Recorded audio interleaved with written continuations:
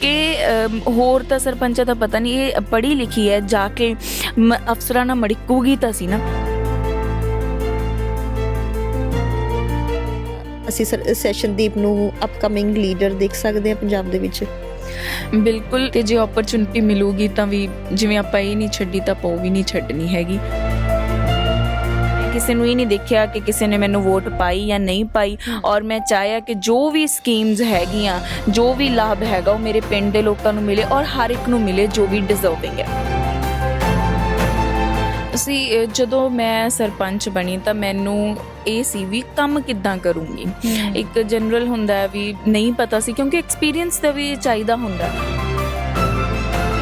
ਕਿਉਂਕਿ ਤੁਹਾਨੂੰ ਪਤਾ ਮੈਂਟੈਲਿਟੀ ਕੀ ਹੈ ਪਿੰਡ ਦੇ ਲੋਕਾਂ ਦੀ, ਕਿ ਵੀ ਇਹਦਾ ਭਾਈ ਕੁੜੀ ਦਾ ਵਿਆਹ ਹੋ ਜਾਊਗਾ, ਫਿਰ ਅਸੀਂ ਸਹੁਰੇ ਜਾਵਾਂਗੇ ਤੇ ਸਾਈਨ ਕਰਾਉਣ। ਪਿਛਲੇ 1-2 ਸਾਲਾਂ ਦੇ ਵਿੱਚ ਸਾਡੇ ਪਿੰਡ ਦੀ ਕੋਈ FIR ਵੀ ਨਹੀਂ ਹੋਈ। ਉਹ ਲੋਕ ਜੋ ਵਾਪਸ ਘਰ ਨਾ ਆ ਸਕੇ। ਦਿੱਲੀ ਦੇ ਬਾਰਡਰਾਂ ਤੇ ਲਗਾਤਾਰ 1 ਸਾਲ ਡਟੇ ਰਹਿਣ ਤੋਂ ਬਾਅਦ ਜਿੱਤ ਕੇ ਕਿਸਾਨ ਮੁੜ ਆਏ ਹਨ, ਪਰ 700 ਤੋਂ ਜ਼ਿਆਦਾ ਬਹਾਦਰ ਕਿਸਾਨਾਂ ਨੇ ਇਸ ਅੰਦੋਲਨ ਦੌਰਾਨ ਆਪਣੀਆਂ ਜਾਨਾਂ ਕੁਰਬਾਨ ਕਰ ਦਿੱਤੀਆਂ। ਇਸ ਦੁੱਖ ਦੀ ਘੜੀ ਵਿੱਚ ਪੰਜਾਬ ਸਰਕਾਰ ਉਹਨਾਂ ਪਰਿਵਾਰਾਂ ਦੇ ਨਾਲ ਖੜੀ ਹੈ ਜਿਨ੍ਹਾਂ ਨੇ ਆਪਣਿਆਂ ਨੂੰ ਖੋਇਆ ਹੈ।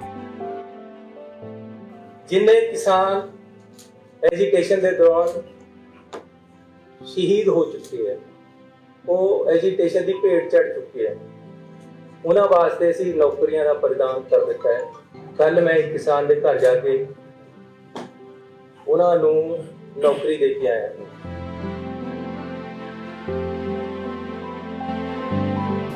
ਇਸ ਤੋਂ ਬਾਅਦ ਸ਼੍ਰੀ ਬਲਜਿੰਦਰ ਸਿੰਘ ਪੁੱਤਰ ਸ਼੍ਰੀ ਜੰਗ ਸਿੰਘ। ਮੇਰੇ ਤੋਂ ਨਹੀਂ ਸਹਿ ਜਾ ਰਿਹਾ। ਮੈਂ ਪਿੰਡਾਂ 'ਚ ਘੁੰਮਦਾ, ਕੱਲ ਕਿਸਾਨ ਦੇ ਘਰ ਗਿਆ, ਉਹਦੇ ਘਰ 'ਤੇ ਛੱਤ ਨਹੀਂ ਹੈ। ਤੁਸੀਂ ਜੇ ਮੇਰੇ ਨਾਲ ਹੁੰਦੇ ਤਾਂ ਤੁਸੀਂ ਵੀ ਰੋ ਪੈਂਦੇ। ਮੇਰਾ ਨਾਂ ਜੀ ਗੁਰਮੇਲ ਕੌਰ ਹੈ ਤੇ ਜੰਡਾਂ ਵਾਲੇ ਦੇ ਰਹਿਣ ਵਾਲੇ ਆ, ਜ਼ਿਲ੍ਹਾ ਬਠਿੰਡਾ ਹੈ।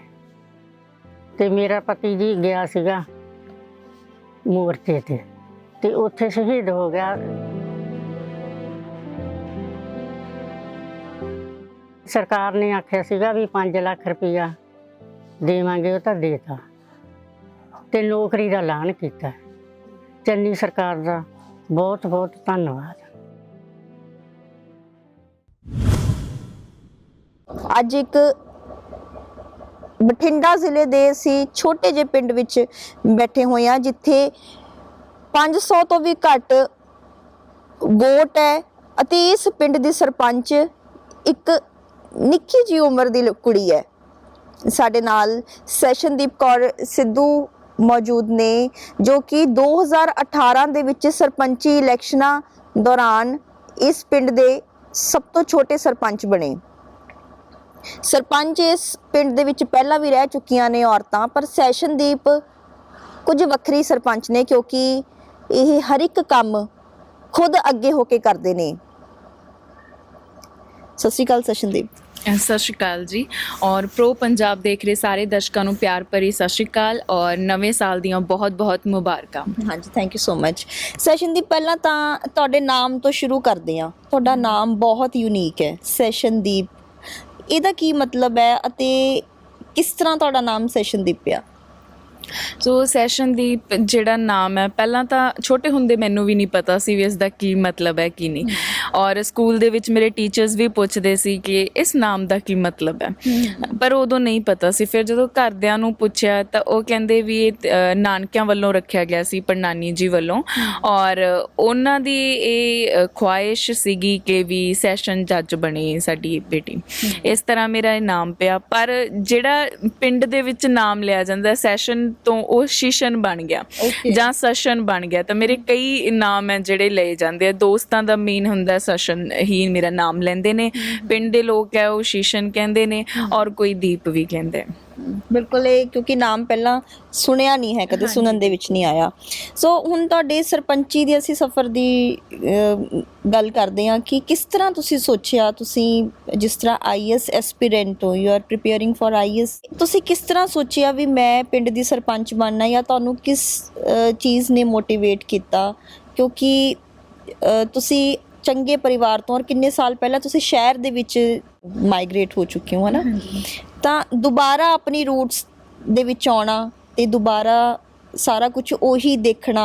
ਹੁਣ ਜਿਸ ਤਰ੍ਹਾਂ ਅਸੀਂ ਤੁਹਾਨੂੰ ਮਿਲੇ ਤਾਂ ਅਸੀਂ ਦੇਖਿਆ ਵੀ ਤੁਸੀਂ ਕੰਮਕਾਰ ਸਾਰਾ ਖੁਦ ਦੇਖ ਰਹੇ ਹੋ, ਸਾਰਾ ਖੁਦ ਦੇਖ ਰਹੇ ਸੀਗੇ, ਤਾਂ ਕਿਹੜੀ ਗੱਲ ਹੈ ਕਿ ਕਿਹੜੀ ਗੱਲ ਨੇ ਟ੍ਰਿਗਰ ਕੀਤਾ ਵੀ ਮੈਂ ਹੁਣ ਸਰਪੰਚੀ ਦੀ ਇਲੈਕਸ਼ਨ ਲੜਨੀ ਹੈ? ਸੋ ਤੁਸੀਂ ਕਿਹਾ ਵੀ ਜਿਵੇਂ ਅਸੀਂ ਸ਼ਹਿਰ ਚੱਲ ਗਏ ਸੀ, ਹੈ ਨਾ, ਜਦੋਂ ਅਸੀਂ ਪਿੰਡ ਆਉਂਦੇ ਸੀ ਨਾ ਤਾਂ ਇੱਕ ਮਤਲਬ ਲੱਗਦਾ ਸੀ ਯਾਰ ਪਿੰਡ 'ਚ ਕੁਛ ਹੈ ਨਹੀਂ। ਜਿਵੇਂ ਸ਼ਹਿਰ ਜਾਂਦੇ ਆਪਾਂ ਉੱਥੇ ਘੁੰਮ ਆਉਂਦੇ ਹਾਂ, ਉੱਥੇ ਘੁੰਮ ਆਉਂਦੇ ਹਾਂ, ਸਾਡੇ ਉੱਥੇ ਵੀ ਘਰ ਦੇ ਅੱਗੇ ਪਾਰਕ ਸੀ। ਤਾਂ ਸਭ ਤੋਂ ਪਹਿਲਾਂ ਤਾਂ ਇਹ ਸੀ ਯਾਰ ਪਿੰਡ 'ਚ ਵੀ ਇੱਕ ਪਾਰਕ ਹੋਣਾ ਚਾਹੀਦਾ, ਹੈ ਨਾ। ਅਸੀਂ ਗਲੀਆਂ ਨਾਲੀਆਂ 'ਚ ਖੇਲਦੇ ਰਹੇ ਹਾਂ, ਮਤਲਬ ਇੱਥੇ ਹੀ ਸਾਡੀ ਉਹ ਨਾਲੀਆਂ 'ਚ ਗੁੱਲੀਆਂ ਡਿੱਗ ਜਾਂਦੀਆਂ, ਅਸੀਂ ਗਲੀਆਂ 'ਚ ਖੇਡਦੇ ਰਹੇ ਹਾਂ। ਤਾਂ ਮੈਨੂੰ ਸੀ ਕਿ ਪਿੰਡ ਦੇ ਵਿੱਚ ਬਹੁਤ ਸਾਰੀਆਂ ਚੀਜ਼ਾਂ ਜਿਹੜੀਆਂ ਹੋਣੀਆਂ ਚਾਹੀਦੀਆਂ ਔਰ ਹਾਲੇ ਤੱਕ ਉਹ ਕਿਉਂ ਨਹੀਂ ਆਈਆਂ। ਇੰਨੇ ਸਾਲ ਆਪਾਂ ਨੂੰ ਆਜ਼ਾਦ ਹੋਇਆਂ ਨੂੰ ਹੋ ਗਏ ਤੇ ਸਾਡਾ ਪਿੰਡ ਹਜੇ ਵੀ ਉੱਥੇ ਹੀ ਖੜਾ ਵੀ ਬਹੁਤ ਕਮੀਆਂ ਮੈਨੂੰ ਲੱਗੀਆਂ। ਔਰ ਸਭ ਤੋਂ ਵੱਡੀ ਗੱਲ ਸੀਗੀ ਜਿਹੜਾ ਸਾਡਾ ਪ੍ਰਾਇਮਰੀ ਸਕੂਲ ਸੀਗਾ ਕਿ ਅਸੀਂ ਇੰਨੇ ਚੰਗੇ ਸਕੂਲਾਂ ਦੇ ਵਿੱਚ ਪੜ੍ਹੇ ਹਾਂ ਤੇ ਜਿਹੜੇ ਬੱਚੇ ਇੱਥੇ ਪੜ੍ਹਦੇ ਆ, ਮੇਰੇ ਪਿੰਡ ਦੇ ਬੱਚੇ ਜਿਹੜੇ ਸਕੂਲ ਦੇ ਵਿੱਚ ਪੜ੍ਹਦੇ ਆ, ਤਾਂ ਕਿਤੇ ਨਾ ਕਿਤੇ ਉਹ ਵੀ ਜ਼ਿਆਦਾ ਵਧੀਆ ਹੋਣਾ ਚਾਹੀਦਾ। ਸੋ ਇਹ ਚੀਜ਼ਾਂ ਸੀਗੀਆਂ ਜਿਨ੍ਹਾਂ ਨੇ ਮਤਲਬ ਟ੍ਰਿਗਰ ਕੀਤਾ। ਔਰ ਜਦੋਂ ਇਲੈਕਸ਼ਨਸ ਆਈਆਂ ਫਿਰ ਮੈਨੂੰ ਲੱਗਿਆ ਵੀ ਇਹ ਓਪਰਚੁਨਿਟੀ ਆ ਗਈ ਹੈ ਹੁਣ, ਠੀਕ ਹੈ, ਵੀ ਆਪਾਂ ਇੱਕ ਵਾਰੀ ਸ਼ੁਰੂ ਕਰਦੇ ਹਾਂ ਆਪਣਾ ਕੰਮ। ਹੋ ਸਕਦਾ ਆਪਾਂ ਆਪਣੀ ਜੋ ਮੈਂ ਸੁਪਨੇ ਵੇਖਦੀ ਹਾਂ ਆਪਣੇ ਪਿੰਡ ਦੇ ਲਈ ਉਹ ਪੂਰੇ ਕਰਾਂ।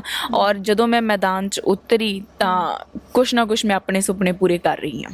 ਬਿਲਕੁਲ, ਤਾਂ ਤੁਸੀਂ ਜਦੋਂ ਇਲੈਕਸ਼ਨ ਲੜੀ ਕਿ ਤੁਸੀਂ ਆਜ਼ਾਦ ਉਮੀਦਵਾਰ ਸੀਗੇ ਜਾਂ ਕਿਸੇ ਪਾਰਟੀ ਦੇ ਨਾਲ ਐਸੋਸੀਏਟ ਸੀਗੇ?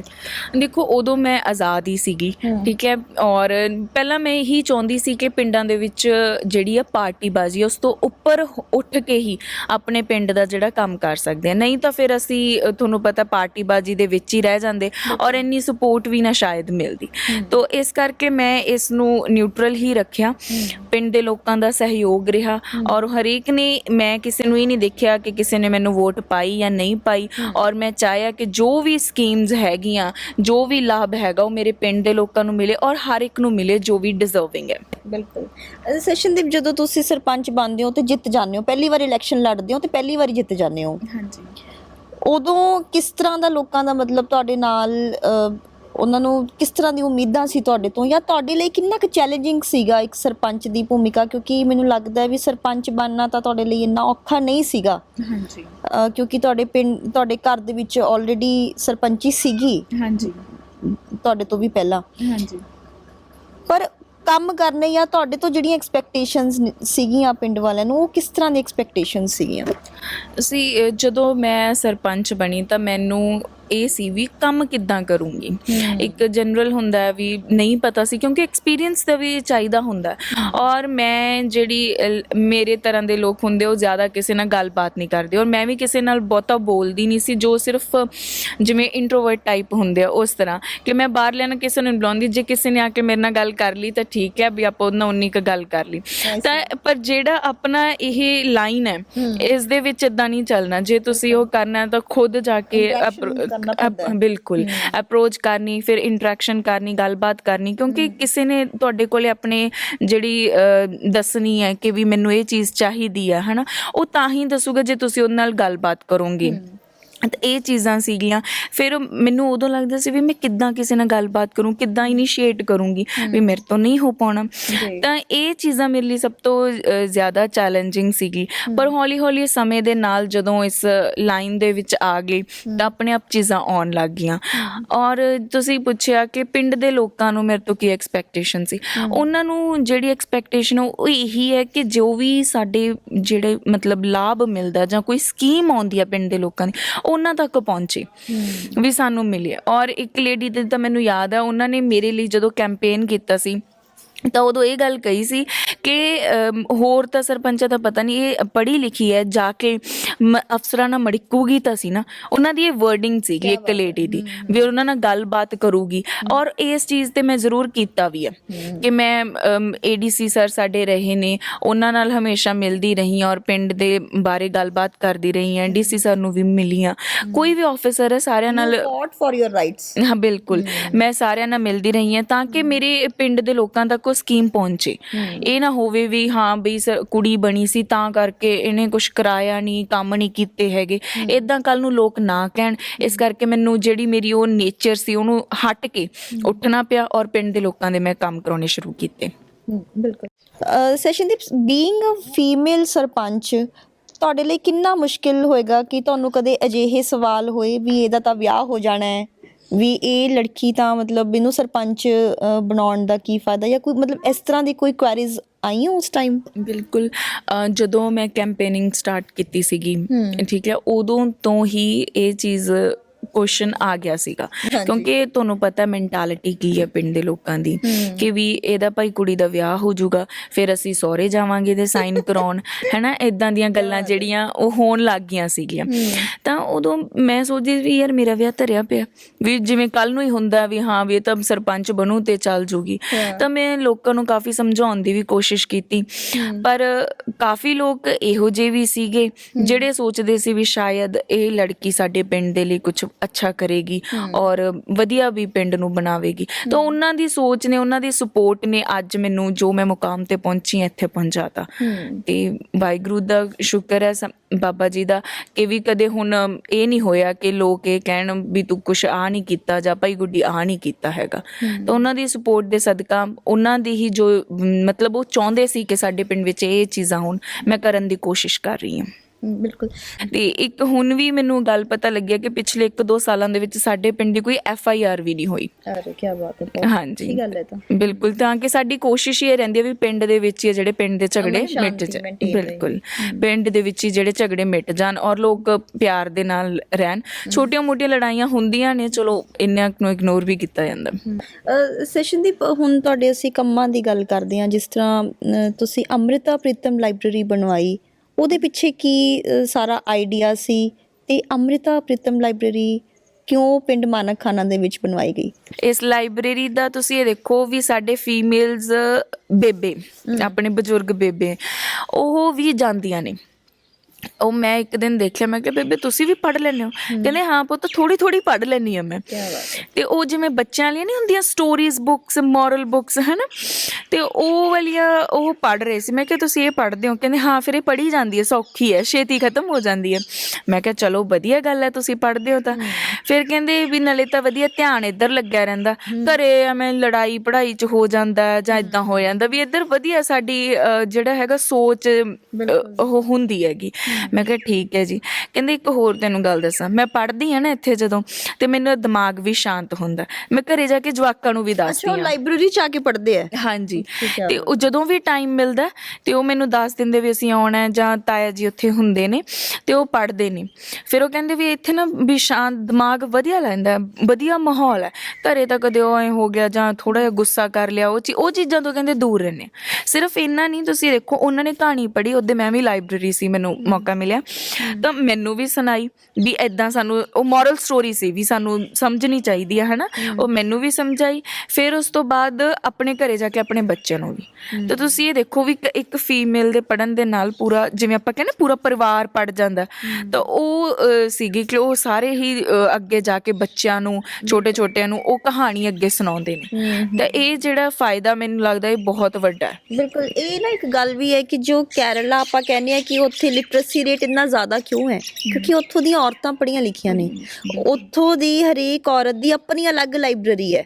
ਹਾਂਜੀ, ਇਹ ਇੱਕ ਹਾਰਡ ਫੈਕਟ ਹੈ ਕਿ ਉੱਥੇ ਦੀ ਮਦਰ ਦੀ ਅਲੱਗ ਹੁੰਦੀ ਹੈ, ਗ੍ਰੈਂਡ ਮਦਰ ਦੀ ਅਲੱਗ ਹੁੰਦੀ ਹੈ, ਸਭ ਦੀਆਂ ਅਲੱਗ-ਅਲੱਗ ਲਾਇਬ੍ਰੇਰੀਜ਼ ਉੱਥੇ ਉਹਨਾਂ ਨੇ ਘਰੇ ਬਣਾਈਆਂ ਹੋਈਆਂ ਨੇ। ਜਦੋਂ ਮੈਂ ਐਂਟਰ ਕੀਤਾ ਤੁਹਾਡੇ ਘਰ ਵੀ, ਮੈਂ ਹੋਰ ਵੀ ਘਰ ਦੇਖੇ, ਮੈਂ ਇਹ ਚੀਜ਼ ਦੇਖੀ, ਇੱਕ ਚੀਜ਼ ਨੋਟ ਕੀਤੀ ਵੀ ਜਿਹੜੀਆਂ ਨੇਮ ਪਲੇਟਸ ਨੇ ਉਹ ਲੇਡੀਜ਼ ਦੇ ਨਾਮ ਦੀਆਂ ਲੱਗੀਆਂ ਹੋਈਆਂ ਨੇ ਤੁਹਾਡੇ ਪਿੰਡ ਦੇ ਵਿੱਚ। ਹਾਂਜੀ। ਤੇ ਇਹਦਾ ਕੀ ਕਾਰਨ ਹੈ?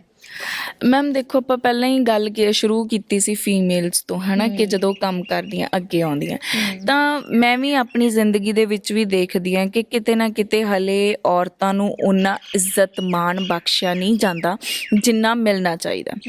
ਠੀਕ ਹੈ ਜੀ। ਤੇ ਇੱਕ ਆਪਾਂ ਹਰ ਇੱਕ ਜਗ੍ਹਾ ਕੰਪੇਅਰ ਕਰਦੇ ਰਹਿੰਦੇ ਆ ਫੀਮੇਲਸ ਨੂੰ ਤੇ ਮੇਲਸ ਨੂੰ, ਤੇ ਮੈਨੂੰ ਲੱਗਦਾ ਵੀ ਇਹ ਕੰਪੈਰੀਜ਼ਨ ਨਹੀਂ ਹੋਣਾ ਚਾਹੀਦਾ। Why this comparison is there? ਕਿਉਂ ਹੁੰਦਾ ਕੰਪੈਰੀਜ਼ਨ ਹੈ ਨਾ, ਕਿਉਂਕਿ ਜਿਹੜੀ ਉਹ ਔਰਤ ਹੈ ਉਹ ਅਲੱਗ ਹੈ, ਉਹ ਬਹੁਤ ਖੂਬਸੂਰਤ ਚੀਜ਼ ਅਲੱਗ ਹੈ ਤੇ ਮੇਲ ਹੈ ਜਿਹੜਾ ਉਹ ਅਲੱਗ ਚੀਜ਼ ਹੈ। ਇਹਨਾਂ 'ਚ ਕੋਈ ਕੰਪੈਰੀਜ਼ਨ ਨਹੀਂ ਹੈਗਾ। ਪਰ ਇੱਕ ਚੀਜ਼ ਦੇ ਵਿੱਚ ਇਹ ਜਿਹੜਾ ਆਪਾਂ ਬਣਾ ਦਿੰਦੇ ਆ ਨਾ ਕਿ ਵੀ ਤੂੰ ਔਰਤ, ਦੋਨੋਂ ਹੀ ਇੰਡੀਵਿਜੂਅਲ ਪਰਸਨੈਲਿਟੀਜ਼ ਨੇ। ਹਾਂਜੀ ਬਿਲਕੁਲ। ਇਹ ਜਿਹੜੀ ਤੁਹਾਡਾ ਤੁਸੀਂ ਗੱਲ ਕਰ ਰਹੇ ਹੋ ਵੀ ਕੰਪੈਰੀਜ਼ਨ ਕਰਕੇ ਹਜੇ ਵੀ ਇਹ ਜਿਤਾਇਆ ਜਾਂਦਾ ਵੀ ਵੀ ਆਰ ਸਮਵੇਅਰ ਪਿੱਛੇ ਆ, ਅਸੀਂ ਬੰਦਿਆਂ ਤੋਂ ਪਿੱਛੇ ਆ। ਹਾਂਜੀ ਮਤਲਬ ਨਾ ਜਿਵੇਂ ਆਪਾਂ ਗੱਲ ਕੀਤੀ ਸੀ ਕੁਝ ਫੀਮੇਲ ਸਰਪੰਚ ਪੰਚ ਵੀ ਕਹਿੰਦੇ ਆ ਵੀ ਸਾਨੂੰ ਬਾਹਰ ਨਹੀਂ, ਉਹਨਾਂ ਨੂੰ ਇਹ ਮਤਲਬ ਨਾ ਯਕੀਨ ਦਿਵਾਤਾ ਵੀ ਤੁਸੀਂ ਔਰਤ ਹੋ, ਤੁਸੀਂ ਪਿੱਛੇ ਰਹਿਣਾ। ਠੀਕ ਹੈ ਵੀ ਤੁਸੀਂ ਉਹ ਹੁਣ ਉਹ ਕਹਿੰਦੇ ਅਸੀਂ ਕੀ ਕਰਨਾ ਜੀ, ਕਰੀ ਜਾਂਦੇ ਆ ਬੰਦੇ ਕੰਮ, ਅਸੀਂ ਕੀ ਕਰਾਂਗੇ ਉੱਥੇ ਜਾ ਕੇ, ਅਸੀਂ ਕੀ ਮਿਸਤਰੀਆਂ ਨੂੰ ਪੁੱਛ ਲਾਂਗੇ ਜਾਂ ਅਸੀਂ ਉੱਥੇ ਜਾ ਕੇ ਕੀ ਕਰ ਲਾਂਗੇ। ਤਾਂ ਉਹਨਾਂ ਦੀ ਸੋਚ ਉਵੇਂ ਪੱਕੀ ਕਰ ਦਿੱਤੀ ਗਈ ਹੈ, ਤੋਂ ਬਾਹਰ ਨਹੀਂ ਆਉਂਦੀਆਂ, ਹੁਣ ਨਹੀਂ ਕੰਮ ਕਰਦੀਆਂ ਹੈਗੀਆਂ। ਤਾਂ ਮੇਰੀ ਜਿਹੜੀ ਸੋਚ ਸੀ ਕਿ ਮੈਂ ਔਰਤਾਂ ਨੂੰ ਇੱਕ ਜਿਵੇਂ ਗੈਸਚਰ ਦੇ ਥਰੂ ਦੱਸਾਂ, ਇਹ ਛੋਟੀ ਜਿਹੀ ਇੱਕ ਆਪਾਂ ਚੀਜ਼ ਕੀਤੀ ਵੀ ਭਾਈ ਤੁਸੀਂ ਘੱਟ ਨਹੀਂ ਹੋ ਕਿਸੇ ਤੋਂ।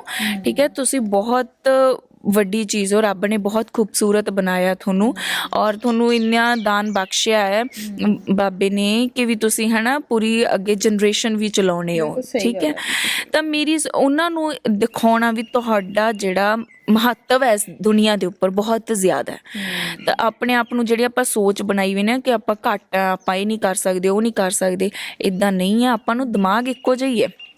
ਠੀਕ ਹੈ, ਦਿਮਾਗ ਵਰਤ ਕੇ ਆਪਾਂ ਕੁਛ ਵੀ ਕਰ ਸਕਦੇ ਆ।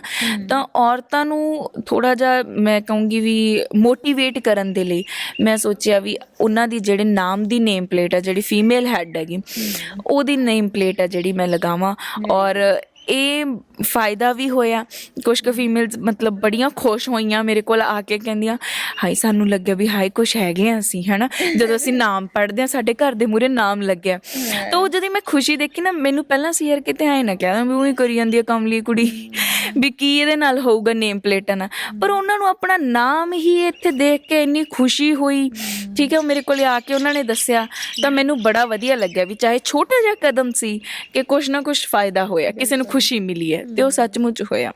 That's very nice, very great.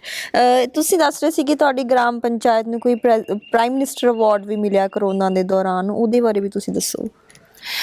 ਇਹ 2 ਨੈਸ਼ਨਲ ਅਵਾਰਡਸ ਮਿਲੇ ਹੈ, ਪੰਚਾਇਤ ਨੂੰ ਮਿਲਦੇ ਹੁੰਦੇ ਆ, ਮਤਲਬ ਹਰ ਸਾਲ ਹੀ ਮਿਲਦੇ ਆ, ਪੰਚਾਇਤ ਚੁਣੀ ਜਾਂਦੀ ਹੈ। ਹਾਂਜੀ, ਔਰ ਇਹ ਸਾਨੂੰ 2 ਜਿਹੜੇ ਨੈਸ਼ਨਲ ਅਵਾਰਡਸ ਮਿਲੇ ਆ, ਇੱਕ ਹੈਗਾ ਦੀਨ ਦਿਆਲ ਉਪਾਧਿਆਏ ਪੰਚਾਇਤ ਸਸ਼ਕਤੀਕਰਨ, ਜੋ ਇਹ ਸੈਨੀਟੇਸ਼ਨ ਦੇ ਵਿੱਚ ਕੰਮ ਕਰਨ ਕਰਕੇ ਸਾਨੂੰ ਇਹ ਵਾਲਾ ਅਵਾਰਡ ਮਿਲਿਆ। ਦੂਸਰਾ ਜਿਹੜਾ ਸਾਨੂੰ ਅਵਾਰਡ ਮਿਲਿਆ ਨਾਨਾ ਜੀ ਦੇਸ਼ਮੁਖ ਗੌਰਵ ਗ੍ਰਾਮ ਸਭਾ ਅਵਾਰਡ। ਹੁਣ ਇਲੈਕਸ਼ਨਸ ਵੀ ਨਜ਼ਦੀਕ ਆ ਰਹੀਆਂ ਨੇ ਪੰਜਾਬ ਵਿਧਾਨ ਸਭਾ ਦੀਆਂ, ਜਿਸ ਤਰ੍ਹਾਂ ਪਾਰਟੀਆਂ ਪ੍ਰਚਾਰ ਕਰ ਰਹੀਆਂ ਨੇ, ਕੋਈ ਕਹਿੰਦਾ ਅਸੀਂ ਔਰਤਾਂ ਨੂੰ 1000 ਰੁਪਇਆ ਦੇਵਾਂਗੇ, ਕੋਈ ਕਹਿੰਦਾ ਅਸੀਂ 2000 ਰੁਪਇਆ ਦੇਵਾਂਗੇ, ਕੋਈ ਕਹਿੰਦਾ ਵੀ ਅਸੀਂ ਜਿਹੜਾ ਹੈਗਾ ਮੁਫਤ ਦੇ ਵਿੱਚ ਅਸੀਂ ਟਰਾਂਸਪੋਰਟੇਸ਼ਨ ਦੇ ਚਾਰजेस ਨਹੀਂ ਲਵਾਂਗੇ ਸਟੂਡੈਂਟਸ ਤੋਂ, ਹੈ ਨਾ, ਜਾਂ ਕੋਈ ਕਹਿੰਦਾ ਵੀ ਅਸੀਂ 10 ਲੱਖ ਰੁਪਇਆ ਜਿਹੜਾ ਹੈਗਾ 10 ਲੱਖ ਰੁਪਏ ਤੱਕ ਦਾ ਲੋਨ ਦੇਵਾਂਗੇ ਅਸੀਂ ਬਾਹਰ ਵਿਦੇਸ਼ ਭੇਜਣ ਦੇ ਲਈ, ਹੈ ਨਾ। ਸਾਰੀਆਂ ਪਾਰਟੀਆਂ ਆਪਣਾ ਆਪਣਾ ਪ੍ਰਚਾਰ ਕਰ ਰਹੇ ਨੇ। ਕਿਸ ਤਰ੍ਹਾਂ ਤੁਸੀਂ ਦੇਖਦੇ ਹੋ ਇਹਨਾਂ ਦੇ ਪ੍ਰਚਾਰ ਨੂੰ, ਜਾਂ ਤੁਹਾਡੀ ਕੀ ਇਸ ਦੇ 'ਤੇ ਸੋਚ ਹੈ ਕਿ ਇਹ ਸਭ ਕੁਝ ਲਾਭਦਾਇਕ ਹੈਗਾ ਪੰਜਾਬ ਦੇ ਯੂਥ ਵਾਸਤੇ ਜਾਂ ਪੰਜਾਬ ਦੀਆਂ ਔਰਤਾਂ ਦੇ ਵਾਸਤੇ? ਹਾਂਜੀ ਦੇਖੋ, ਕਿਤੇ ਨਾ ਕਿਤੇ ਤਾਂ ਆਪਾਂ ਮਤਲਬ ਹਰੇਕ ਨੂੰ ਜੇ ਇੱਕ ਉਹ 'ਚ ਨਹੀਂ ਦੇਖ ਸਕਦੇ, ਜਿਵੇਂ ਸਾਰੀਆਂ ਫੀਮੇਲਸ ਨੂੰ ਫ੍ਰੀ ਕਰ ਦਿੱਤਾ ਬੱਸ ਦਾ ਸਫ਼ਰ, ਹੈ ਨਾ, ਉਹ 'ਤੇ ਮੈਂ ਦੇਖਦੀ ਹਾਂ ਵੀ ਇੱਕ ਪਾਸੇ ਤਾਂ ਹੈਗੇ ਆ ਟੀਚਰ ਲੱਗੇ ਹੋਏ ਆ ਜਾਂ ਵਧੀਆ ਜੋਬ 'ਤੇ ਪੋਸਟਡ ਨੇ, ਦੂਜੇ ਪਾਸੇ ਮੈਨੂੰ ਆਪਦੇ ਪਿੰਡ ਦੀ ਇੱਕ ਬੇਬੇ ਨਜ਼ਰ ਆਉਂਦੀ ਹੈ ਜੋ ਜਮਾਂ ਬਜ਼ੁਰਗ ਹੈ, ਉਸ ਨੂੰ ਰੋਟੀ ਪਾਣੀ ਦਾ ਕੋਈ ਸਾਧਨ ਨਹੀਂ ਹੈਗਾ। ਠੀਕ ਹੈ, ਉਸਦੇ ਬੇਟੀ ਦੀ ਡੈਥ ਹੋਈ ਵੀ ਹੈ, 3 ਮਤਲਬ ਦੋਤੇ ਦੋਤੀਆਂ ਉਹਨਾਂ ਨੂੰ ਪਾਲ ਰਹੀ ਹੈ, ਉਹਦੇ ਕੋਲੇ ਕੋਈ ਸਾਧਨ ਨਹੀਂ, ਉਹਦੇ ਲਈ ਇਹ ਸਾਰੀਆਂ ਸਹੂਲਤਾਂ ਸਹੀ ਹੈ। ਪਰ ਦੂਜੇ ਪਾਸੇ ਫੈਮਿਲੀ ਹੈ ਵੈਲ ਵਧੀਆ ਹੈਗੀ ਹੈ, ਹਾਂਜੀ ਵੈਲ ਰੈਪਿਊਟਡ, ਹਾਂਜੀ, ਤਾਂ ਉਹਨਾਂ ਲਈ ਆਪਾਂ ਦੇਣਾ ਤਾਂ ਫਿਰ ਉਹ ਇੱਕ ਤਰ੍ਹਾਂ ਮੁਫਤਖੋਰੀ ਵਾਲੀ ਗੱਲ ਹੈ ਨਾ, ਵੀ ਕੱਲ ਨੂੰ ਉਹ ਮਿਹਨਤ ਨਹੀਂ ਕਰਨਗੇ। ਉਹ ਬੇਬੇ ਹੁਣ ਕੰਮ ਹੀ ਨਹੀਂ ਕਰ ਸਕਦੀ, ਉਹਨਾਂ ਲਈ ਜ਼ਰੂਰ ਇਹੋ ਜਿਹੀਆਂ ਸਹੂਲਤਾਂ ਹੋਣੀਆਂ ਚਾਹੀਦੀਆਂ। ਉਹਨਾਂ ਦੇ ਘਰੇ ਹੁਣ ਖਾਣ ਪੀਣ ਨੂੰ ਵੀ ਹੈ ਜਿਹੜਾ ਕਈ ਵਾਰੀ ਅਸੀਂ ਦੇਖਦੇ ਹਾਂ ਨਹੀਂ ਹੁੰਦਾ ਹੈਗਾ।